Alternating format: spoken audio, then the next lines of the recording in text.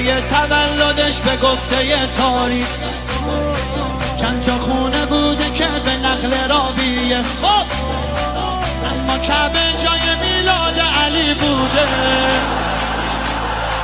پس با این حساب علی کجا؟